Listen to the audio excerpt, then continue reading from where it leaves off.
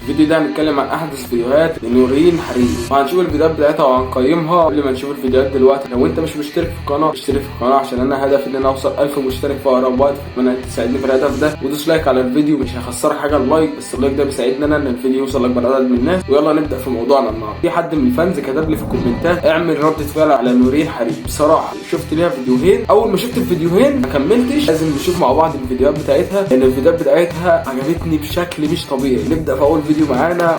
لا وجلدي وسنين العشرة في يدها فردي ونساو باللي في حرب المرضي، خليك مقابلني تحسب عيوبي، خفف ذنوبي تألف كتوبي تمثل محبوبي. اقسم بالله انا مش بجامل، بس حرفيا والله العظيم ان انا زي ما قلت لكم اول ما شفت الفيديوهين بتوع نورين حريق انا اعجبت جدا بفيديوهاتها من ساعه ما شفت الفيديوهين دول، لسبب زي ما قلت لكم في الفيديوهات اللي قبل كده ندى بيميزها حاجات ونورال بيميزها حاجات. نورين بقى اللي بيميزها من وجهه نظر بيبي فيس، بتعرف تعبر جدا جدا، بتعرف تعمل رياكشنات جميله جدا على الفيديوهات. قولوا رايكم في التعليقات برضه.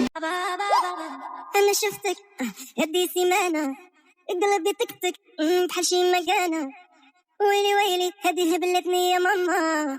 شفت هو ده اللي كنت بقول عليه، بنت بتعمل رياكشنات بطريقه مش طبيعيه، بتعرف ازاي تضحك، ازاي تبان حزينه، بتعمل رياكشنات كتير في نفس الوقت. زي ما قلت لكم بنت يعني جمال موجود، رياكشنات موجود، كل حاجه موجود. بسم الله ما شاء الله. ندى، نورين، منى، نورال. على راي محمد هنيدي ليه ما عندناش كده في مصر؟ بصوا بقى الفيديو اللي جاي ده اكتر فيديو اول ما شفته قلت بس هي دي. Düştüğüm gibi kalkarım.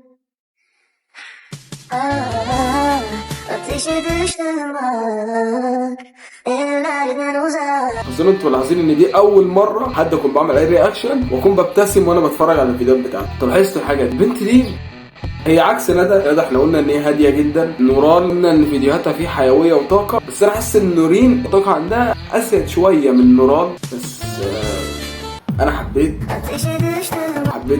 نورين جدا، ودي كانت بدايه اعرفكم ان انا بعد كده اعمل ردة فعل عن نورين زي ما قلت لكم في الفيديو اللي فات. لو انتوا حابين ان انا اجيب فيديوهات لنورين ونورال ونحطهم مع بعض ونشوف مين اللي فيديوهاته احسن قولوا لي في التعليقات. وقلت لكم الفيديو اللي فات برضو اللي هيكتب تعليق على الفيديو هيظهر في الفيديو اللي بعديه، فدي التعليقات على الفيديو اللي فات. بشكر جدا كل شخص كتب تعليق على الفيديو اللي فات. عايز التعليق بتاعك يظهر في الفيديو الجاي، اكتب كومنت على الفيديو ده وهيظهر في الفيديو الجاي. شكرا لكم جدا على التفاعل. لو نقفل الفيديو دلوقتي ما تنساش ان انت تشترك في القناه لان انا اوصل الهدف بتاعي اللي هو 1000 مشترك. لايك للفيديو عشان الفيديو يوصل لاكبر عدد من الناس. اشوفك على خير يا احسن ناس في الدنيا. سلام.